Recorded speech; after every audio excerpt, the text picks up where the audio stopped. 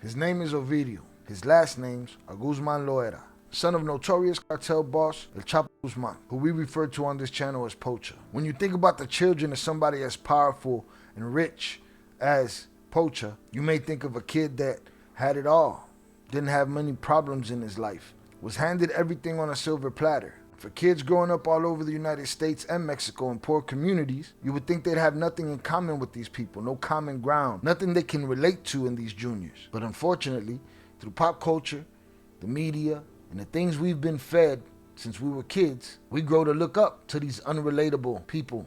They become a vision of our aspiration and what we would like to become, where these kids in poor communities feel that's the fuel to reach where they got to.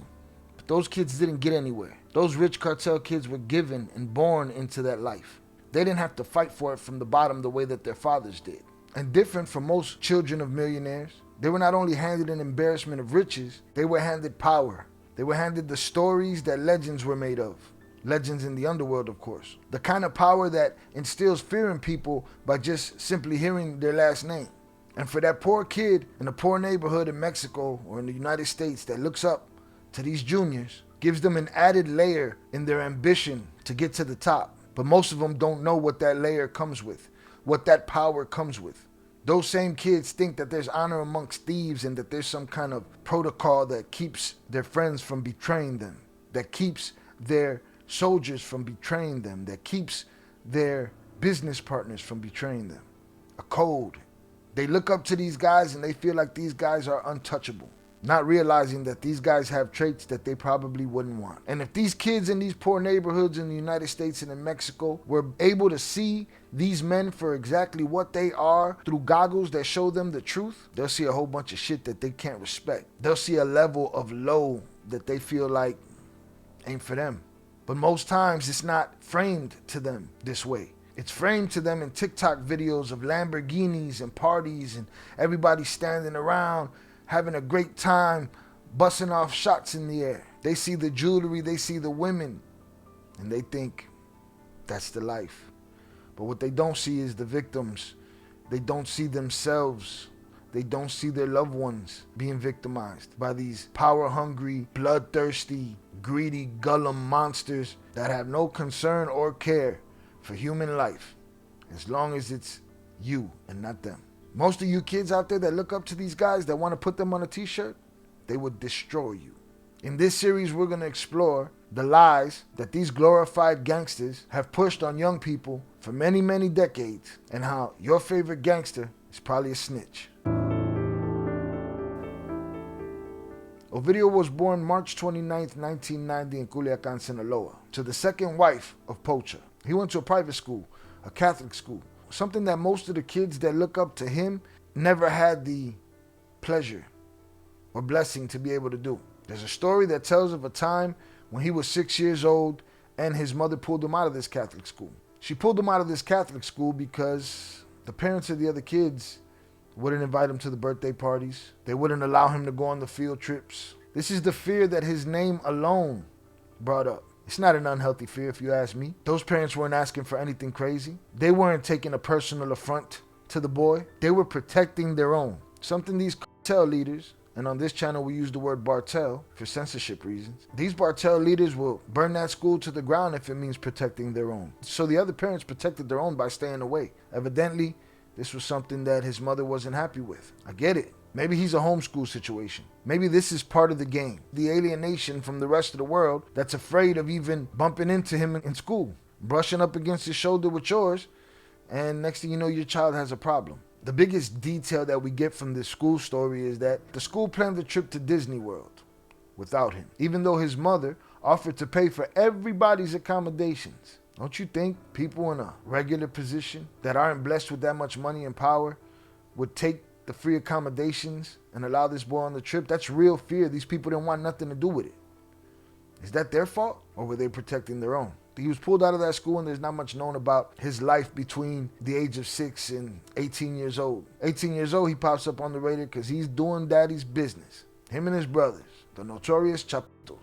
We call them the Chapitos on this channel for censorship reasons. In 2012, at the age of 22, Ovidio was sanctioned by the United States government. All of his and his brother's American assets were frozen, and they were blacklisted from doing business with anybody in the United States. Within that span of time, their father, Pocha, was arrested in 1993 and escaped, and was arrested again in 2014, in which he escaped once again. After his 2014 arrest, Ovidio, his brothers, and El Mayo, which we call Yoma on this channel, for censorship reasons, together took over Pocha's responsibilities in his business and continued running the operation. Pocha was captured for the last time in 2016, during the time that his sons and his compadre, Yoma, were running his business. In a giant move in the trade, Ovidio and his brothers decided to take their profits and start investing in precursor chemical, meth. Method man is what we call it on this channel for censorship reasons. They were trying to open new avenues for money, new avenues for their father's business. So they took their money and they put it in the method business. They built labs and skyrocketed the manufacturing and distribution of Method Man across North America. And in that time, the United States was supposedly on their heels, but they were moving business as usual. Better than usual, really. They had opened up new lanes that they didn't see before, or that they didn't touch before. In 2019, the United States government indicted Ovidio for conspiracy to distribute Brocaine, Method Man, and Bud. On April 2nd, 2019, a federal grand jury charged Ovidio and his brothers for this conspiracy. All that was left was to find them. Mexican security forces found them both. They went after Ivan first, and Ivan's forces overpowered them, and then called in the cavalry to go protect his brother. When they reached his brother, they got some pushback, but they managed to make entry, and they managed to capture Ovidio. As you can see from the video, it was an intense but non-violent situation. They put him on the phone, asked him to tell his soldiers to cease fire, and they worked to secure the perimeter as best they could, because they had put in a hard day's work, and they got their guy. They had no time to celebrate. When hundreds of CARTEL members crashed through the city with DIY armored vehicles, 50 cals, grenade launchers, you name it, they had it. They created 19 blockades where they blocked off routes of transportation, over 14 armed conflicts and shootouts with authorities, soldiers, police, innocent lives lost, people injured, businesses destroyed, a riot in the prison so crazy that they set fire to the prison and somehow 51 Sinaloa CARTEL members, sympathizers, paper soldiers escaped. This fight went on for an entire day. Pressure mounting, soldiers being unalive, soldiers' families being snatched and held, women and children.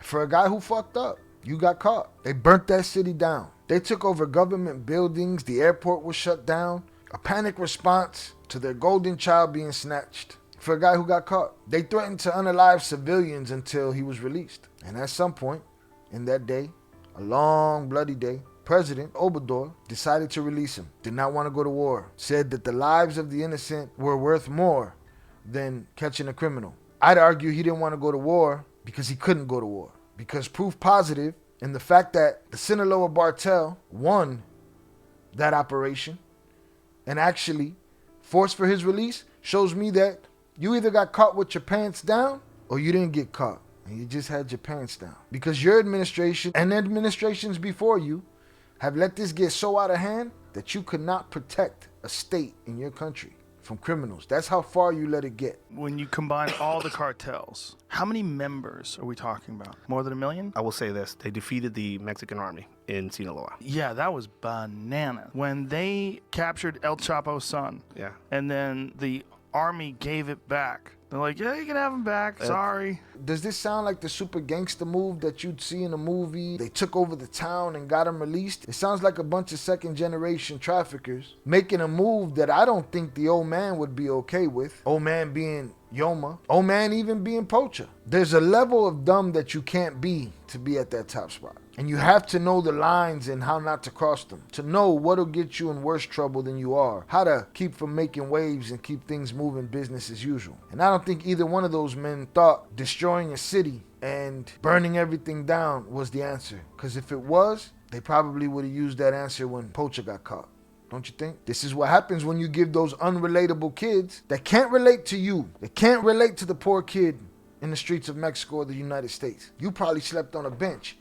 He not built like you. When you give him the power, the weapons, the money, and then he fuck up and they get caught For them, they're second chances. Why? Because they just bring all their paper soldiers. Now, a lot of the soldiers that fought to rescue Ovidio that day were betrayed by their own, eventually, in that story. We'll talk about that another day on another series. Right now, we're on Ovidio. Big bad guy shut a whole state down and got released by order of the president.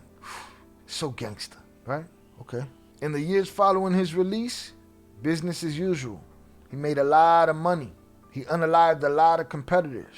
He unalived innocent people, civilians. Trafficked in method man. He trafficked in bud. He trafficked in brocane. Notoriously, before Christmas 2021, he threw a giant party in Culiacan and raffled off 8 cars and gave toys to the children. We spoke on this channel before. If you hand out a bunch of turkeys and toys and stuff like that, is it a bribe or is it really help? And then in 2023, they got him again. But this time they were prepared. This time they had air support. This time they had their own blockades. This time they extradited him to the United States to answer for his conspiracy case.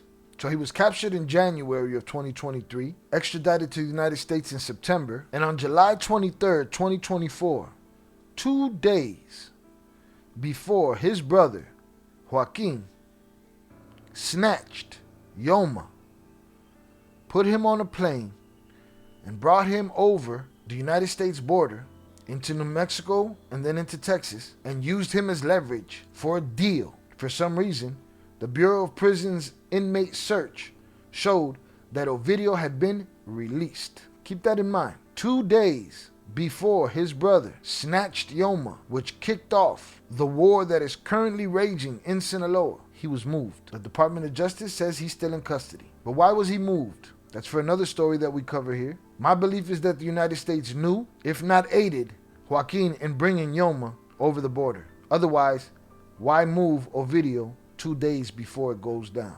His brother Ovidio Guzman Lopez, who pleaded guilty back in July, is said to have been included as part of the plot to bring Yoma to the U.S. to get a better deal, as he was moved out of BOP custody and into the U.S. Marshal's protective custody just days before the snatching took place. Wait, what? So that would mean prior knowledge, no? Am I illiterate? How does that not sound like prior knowledge? If this line right here is true, did they write it wrong? Am I reading it wrong? That just says right there that they know that this was going to happen days before it happened. Miss me with the bullshit. Bullshit. That's neither here nor there. Big bad son of a gangster gets caught in 2019. His team throws a fit and burns the city down. They release him. He gets captured again in 2023. This time, no rescue. 2024, days before his brother snatches what most would consider an uncle for leverage, to make a deal with the United States government, to cooperate, to snitch, Ovidio gets moved 2 days before that bargaining chip arrives. Shortly after, in May 2025, 17 members of Joaquin and Ovidio's family, during a time where the president of this country is pushing people out, people that should be here, people that have been here, not just criminals. While he's pushing them out, Ovidio makes a deal with the United States government to bring 17 of his family members over. If you ask me, that goes to payment for helping bring that big old bargaining chip over here. You know, the one we said we didn't know about, that we have nothing to do with? Yeah, that one. You know, the one we moved you to keep you safe from everybody else because you brought them over here?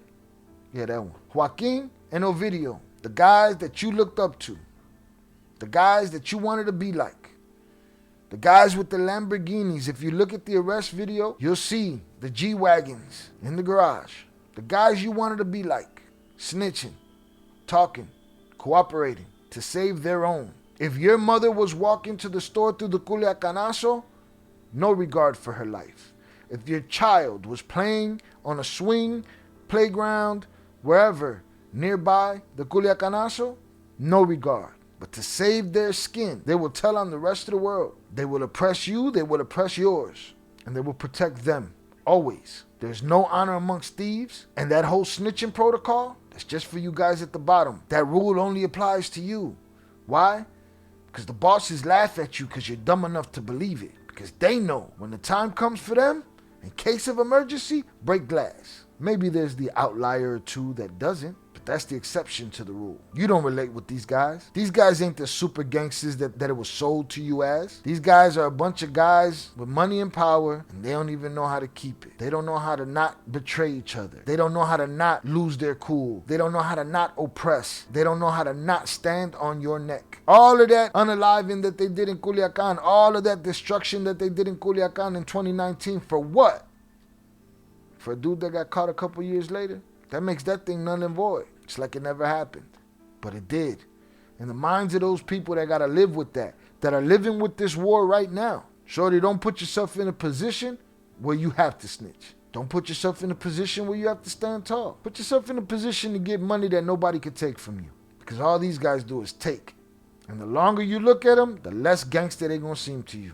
The less relatable. You can have their life. Just take a look where it ends. It ends with you becoming something you said you'd never be. On July 11, 2025, Ovidio was convicted at the Dirksen Federal Building of 2 counts of rug distribution and participating in a continuing criminal enterprise. No sentencing scheduled yet, and he's expected to cooperate with the United States government, that's snitching, y'all, to avoid a life sentence. So before you allow somebody to put your life in a position that it isn't yours anymore, just remember, the rules only apply to you.